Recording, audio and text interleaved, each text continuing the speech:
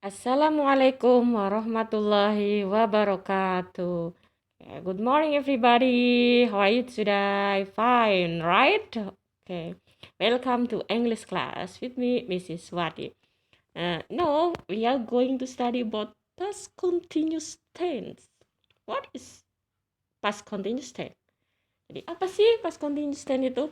Jadi past continuous tense itu short tenses ya. Tenses itu bentuk waktu yang digunakan untuk mengungkapkan atau menyatakan suatu kejadian yang terjadi di masa lampau yang mana saat itu sedang terjadi ya. Jadi sedang terjadi di masa lampau. Nah, untuk kalian semua anak-anak tuh bisa lihat pada halaman 82, oke? Open your book page 82. Jadi pada halaman 82 itu di situ ada dialog ya, dialog yang mana ada beberapa contoh yang menggunakan tenses past continuous tense.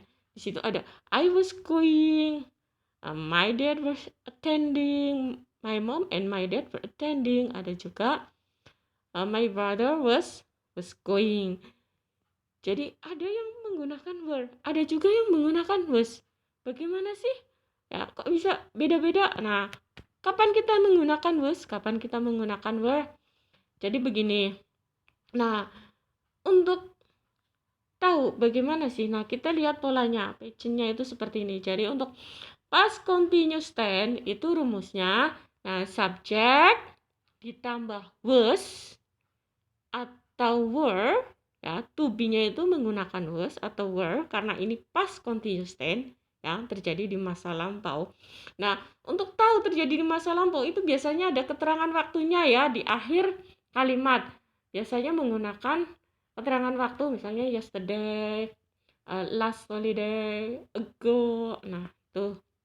Kemudian ditambah dengan verb ing, kata kerja bentuk ing. Jadi kita menggunakan was itu bila mana subjeknya menggunakan kata I, he, she, dan it.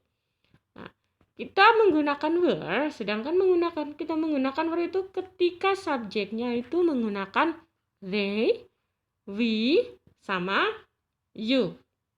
Ya. Jadi udah jelas ya sampai sini kapan kita bisa menggunakan was, kapan kita menggunakan were. Nah, kadang anak itu bingung ketika dihadapkan dengan nama.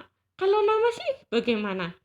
Nah, kalau namanya itu hanya terdiri dari satu nama saja, ya satu nama orang, maka kita menggunakan kata was karena rujukannya yaitu ya he, she. Jadi menggunakan kata kerja bentuk ketiga tunggal ya, kata ganti kata kerja bentuk ketiga, kata ganti orang bentuk ketiga tunggal. Misalnya Ana, maka Ana berarti rujukannya pada she, maka pakainya was. Misalnya Adi, kalau Adi berarti rujukannya itu he, dia laki-laki, maka menggunakan was. Contohnya Adi was sitting. Nah, terus contoh lagi tadi Ana was studying. Nah, seperti itu. Nah, kalau namanya lebih dari satu, maka kita menggunakan were. Nah, contohnya Adi dan Ana. Adi and Ana were going to the beach. Sedang pergi ke pantai yesterday tentunya biasanya ya.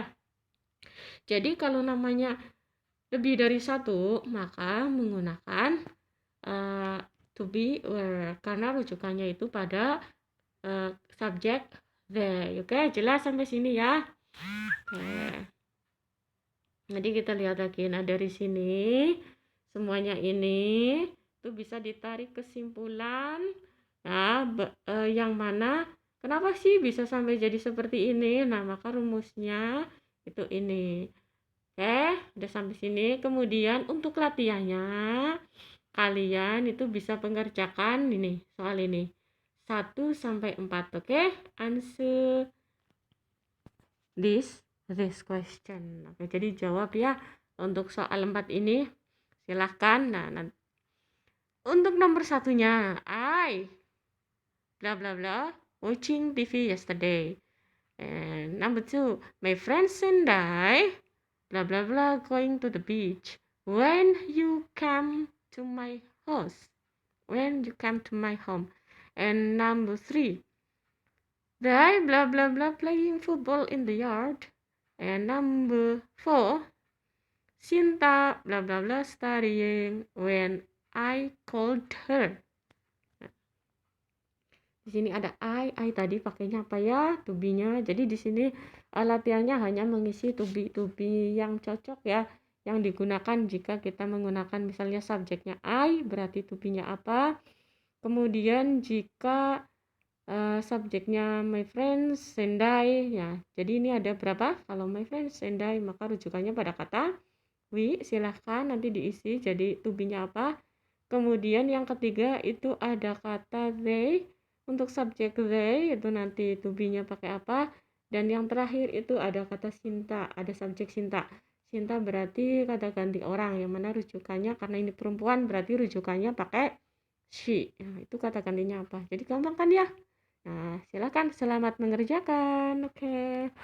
Nah, wassalamualaikum warahmatullahi wabarakatuh.